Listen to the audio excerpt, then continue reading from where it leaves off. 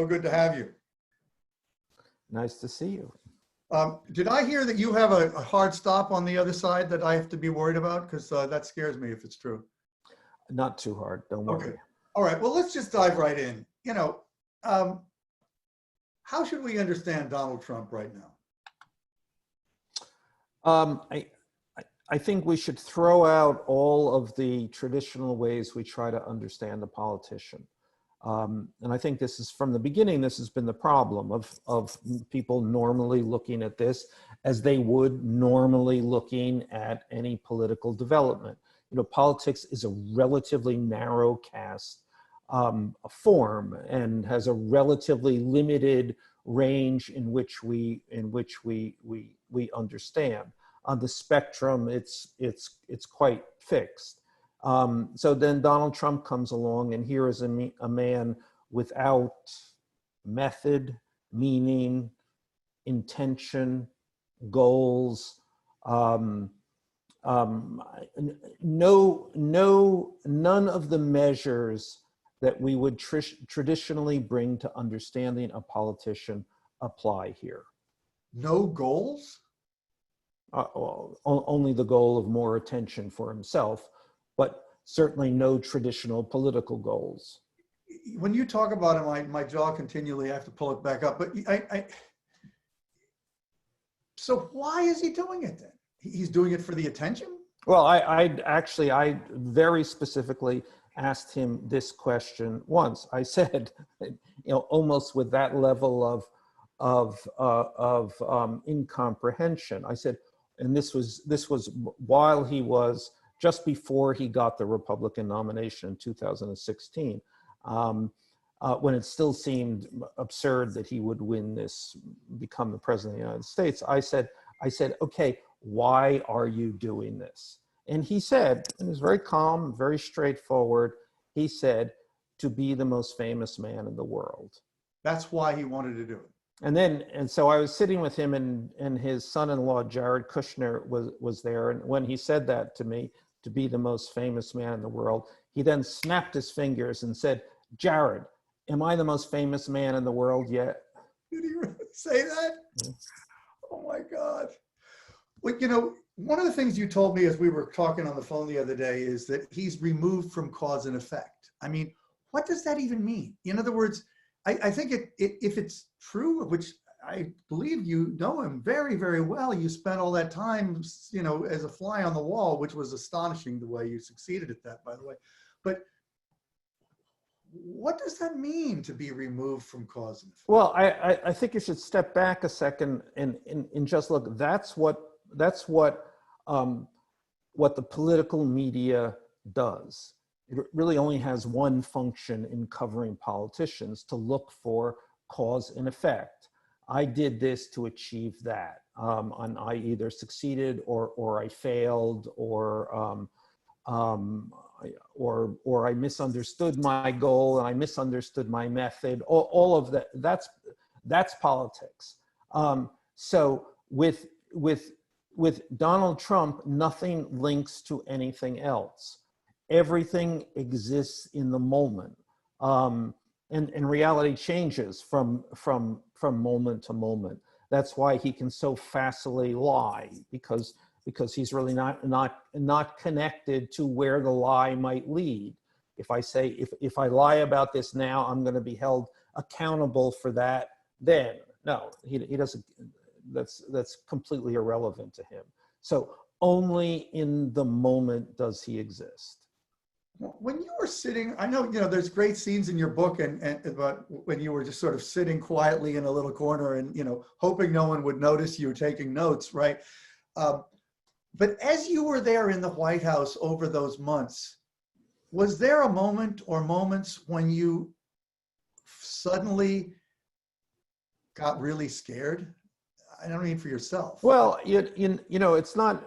I was literally just a kind of cipher there, just waiting for whatever happens, seeing whatever I can see. So the more interesting thing was to look at this through the people around him, and in the first month You know, the people who went into the White House with Trump are, you know, went in for a whole set of fairly predictable reasons for their careers, because they wanted to be, you know, they wanted to have influence, because they were actually patriotic and you know, and thought this was an important job, because of party loyalty, because of all of the reasons that are standard for almost anyone in any administration to go into a White House. And in that first month, they all expressed this: oh, we're going to do this and we're going to do that, and this is going to happen. And then, but the curious thing is, and the difference is, that almost none of these people knew Donald Trump. You know, in most other administrations, everybody's worked together over the length of a campaign that has forged very strong relationships. Everybody knows everybody inside out. Not true with Trump.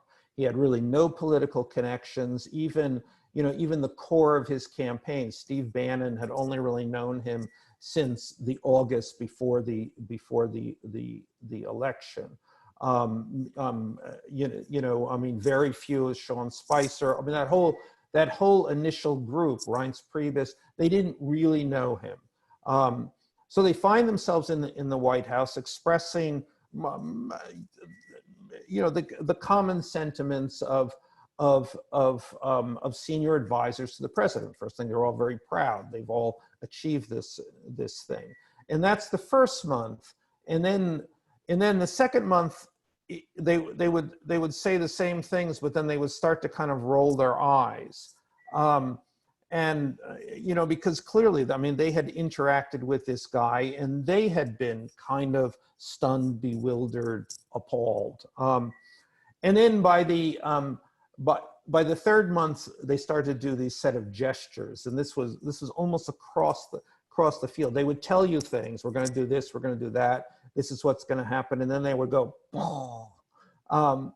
And so you saw over this period of time that I was there, you know, this kind of thing go to enthusiasm, to bewilderment, to concern, to incredulity, to a real fear. And that was when most of these people started to get out. And remember, another anomaly of this White House is how many people very close to the president have rolled in and rolled out, with many of them, by the way, saying exactly the same things that I am saying here.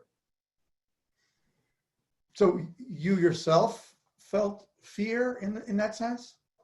Yeah, you know, again, I was there. I'm a non-participant. I was just there to look and see, and I really saw everything through the people around there. I mean, that's, you know, ultimately one of the things that probably distinguishes me from everybody else who's written about this is that I had no preconception of what I would find, what I wanted to find. I'm just a pair of eyes. Okay, I want to just quickly, can we get the poll up on the screen? We did poll this audience. I don't think we've shown this yet, unless I'm mistaken. Okay, so this audience overwhelmingly thinks that Trump is not going to be reelected. I want to hear you talk about what you think is going to happen. There's a very small number here who applaud the president. There's a very large number who disapprove of him. And the single greatest number was the one that, in writing the poll, I actually thought was probably extreme. I run screaming from the room when watching the news. So that's 41% of this audience. So this is not a bunch of Trump fans here, clearly. But what is going to happen this year, Michael? What, I mean, I don't think you heard Ian Bremmer at the beginning today, but he was predicting a real possibility of a constitutional crisis because he felt that there would be allies of the president in some swing states where the certification of various state results would become a contest between state legislators and governors, which are often in some of the key states in different parties. Ultimately, the Supreme Court could get involved, and he even invoked, I think it was 1876 or whenever, when Rutherford Hayes ended up becoming president, because a committee was formed that included members of the House, the Senate, and the Supreme Court, and they essentially brokered a deal, and he doesn't think it's crazy that something that bad might happen. So what are you, when you watch the news, if you do, what are you expecting this year? I'm expecting that Donald Trump will lose overwhelmingly, that in a relatively short period of time, you will find no one who will admit to ever voting for Donald Trump. He will pass out of our lives as surprisingly and as abruptly as he entered it. Okay, now wait, that's not exactly what you told me on the phone, but one thing I want to just note is that Ian did say the one thing that would militate against his chaos outcome is if it was an overwhelming election, and he does accept that as a possibility too. So I hope, and I don't know, I'm trying not to be political, but okay. So I believe it will be an overwhelming election. And let me step back and add another dimension of this, because this has changed. People's belief that he's going to be defeated was, is the product of is a Corona product. My own feeling has gone on, was much before that, and I believed he will not be elected, not just because of his policies, because people have decided that he's unfit, for all of the logical reasons, and overwhelmingly convincing reasons. But the additional reasons, this guy can't run a campaign. A campaign, and running a national presidential campaign is an incredibly in the weeds process. It's data driven. It involves all of the detailed work that Donald Trump absolutely cannot do. All of the reasons his presidency has been not just a failure, but preposterous. I mean, he just does not have the fundamental skill sets to do this. Also, he can't be around people who he perceives as smarter than him. Therefore, he can't hire the people who might be able and willing to do this. Okay, a slightly different question. One of the things I think many of us ask ourselves if we do watch the news, it would seem like he could benefit himself so tremendously by putting a higher priority on getting masks, just do some very elementary things, even okay, but exactly to the case in point, the most obvious things he still does not do. Why doesn't he do them? I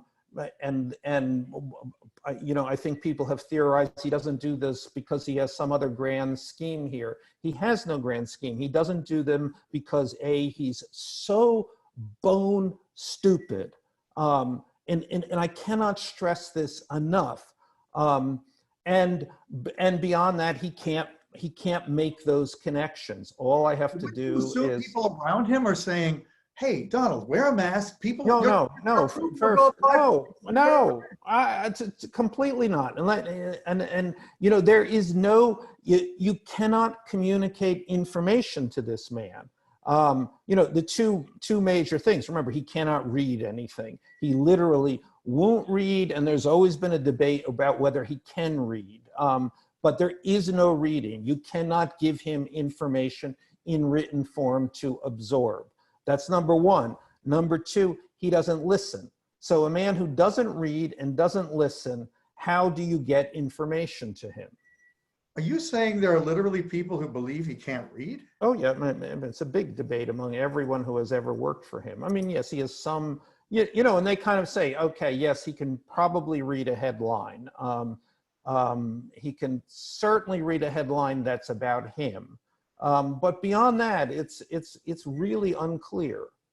Okay, now you said before, the thing that I said was different than what you said to me on the phone was that you think he'll disappear from our lives. Now, we also talked about that kind of relentlessly loyal 35% of Americans, and that he's likely to continue to command their interest and attention and allegiance, even if he were to go out of office. So, you are right, and so in that scenario, and I think the scenario that I offered you is that it doesn't really, Donald Trump, to be Donald Trump, doesn't have to be the president. He goes on, he leaves the presidency, he's still Donald Trump. That he's a president really is a much lesser part of being Donald Trump. The presidency, for instance, as with all other presidents, has not changed Donald Trump at all. He's literally the same man that came into this office. And it is very possible that he leaves office and continues to be Donald Trump, saying weird things, having big rallies. He's Donald Trump, essentially the performer. And he goes on, still a part of national life because Joe Biden will be a no news president, and cable television has to have someone making news, so it will be Donald Trump. Yes, a very plausible scenario. Let's just, I know you're pretty good friends with Bannon now, or you at least you know him super well. And so I would invite you to tell us whatever we need to know about him. But I want to just throw out another word, which is Putin, because I think one of the things many of us in looking at this presidency find so hard to understand is what is the relationship between Trump and Putin, and what explains the many peculiar actions towards Russia that he has taken. Speaking of Bannon, I've spent time with Steve trying to actually unlock this secret, going over the things. What might Putin have on Trump? Is there a money thing? And I remember, Bannon said, well, that wouldn't really bother Trump. He would just deny it. Is there the P tape? Well, as Bannon said, Trump would just deny that that's him, even if there was a tape. Does he have something on, as some people have speculated, on Donald Trump Jr.? As Bannon said, well, that wouldn't bother Trump because he doesn't care about his kids. So he kind of went down the line, and then Bannon said, yes, well, if he had the college transcripts, that might be something that he could hold over Trump's head. But the answer is completely unclear. I mean, nobody knows what this is. Obviously, he seems to admire Putin for being Putin. Is there some, does he have in the back of his head some transaction at some point that might occur, and he doesn't want to incur that wrath? Or is it a thing, Donald Trump has always responded to people who he believes are richer than he is and more successful than he is. Does he see Putin in that way? Quite possibly. Do you think he sees being president as some kind of likely to lead to some financial payoff? I think everything that he has ever done at any point in his life, he has only seen in a transaction sense. That is to say, what does he get out of it? What does he get out of it that he has not had before? Money is the most obvious thing, yes. I would invite questions. I think people are struck dumb by the authoritativeness of what you're saying, but if anyone does have a question, we're welcome to ask it. What do you think is going to happen to the Republican Party? Do you think Trump thinks of himself as a Republican? I mean, is it going to be sort of this 35% and everybody else? It's like parties will disappear. I mean, what happens next? That's why I said I think you'll be hard pressed to find people who admit to having voted for Trump, at least in the larger Republican Party, outside of the the dedicated 35%. I think the Republican Party, the leadership of the Republican Party wants to get rid of him. I think they can't wait until he's gone. I think they detest him as much, actually more than most other people. I mean, as a matter of fact, that's the formula. The better the more you know him, the more you hate him. And you hate him because he's abusive, because the illogic is so literally intolerable, and because he doesn't listen to you. There's just no dealing with this person. So they clearly want him gone. Having said that, the reason that they have accepted him in the way that they have is that the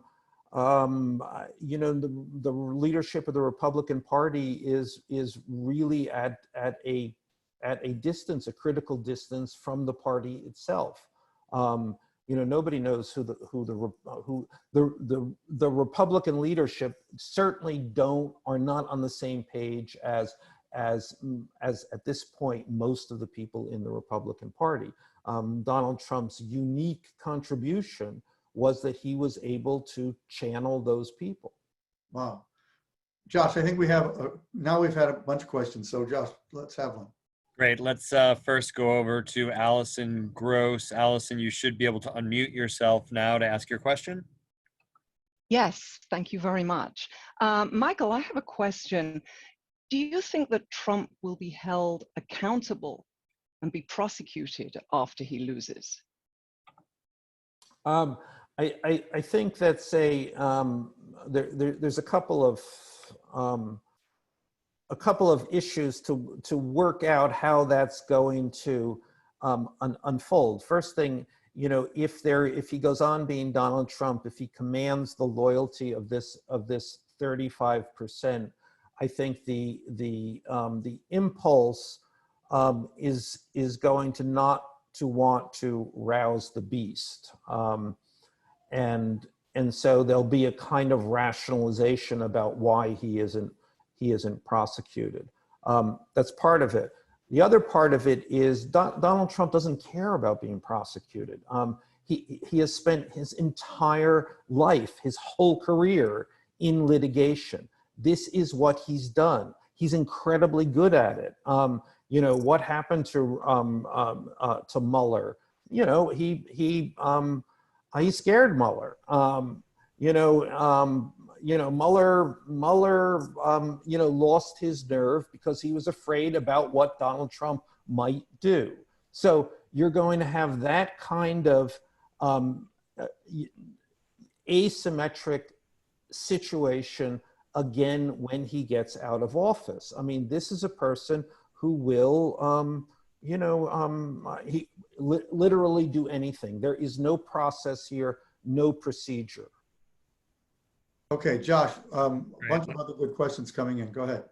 Yep, let's go. We're going to go in a second. Let's see, to Jordan, one of our members, Jordan Green. You should be able to unmute yourself now. Michael, thank you very much for today. Very quickly, do you think, are the mechanisms in place to roll back the institutional damage, or were those mechanisms crippled as well?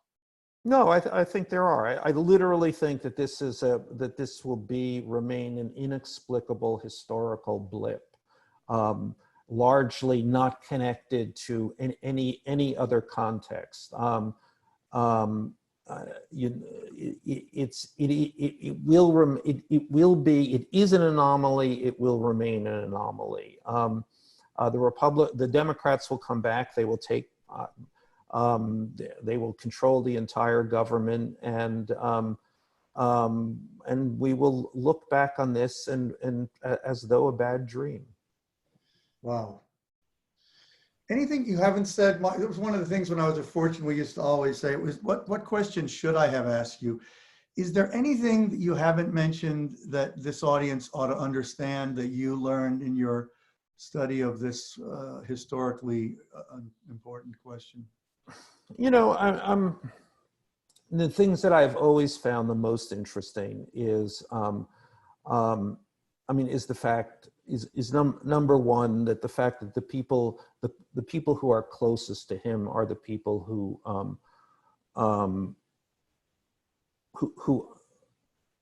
not only hate him the most, but who fully appreciate the catastrophe that this has been.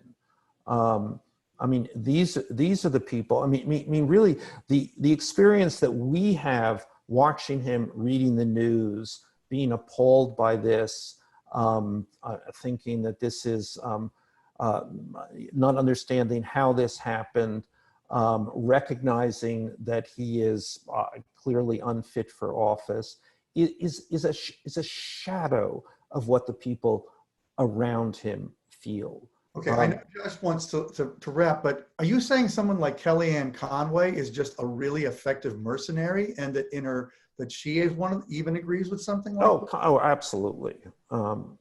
When I go like that, that's the Kellyanne Conway gesture. Obviously her husband, you gotta say, what happened here? What has gone on here? I'll ask ourselves that. Well, thank you so much, Michael. Thank you for joining us. I think we've had a very dense day, and you've topped it off with brilliance and insight. And I love your attitude. So thank you. Cool, David. Hope to see you in person one of these days. One of these days. Thank you.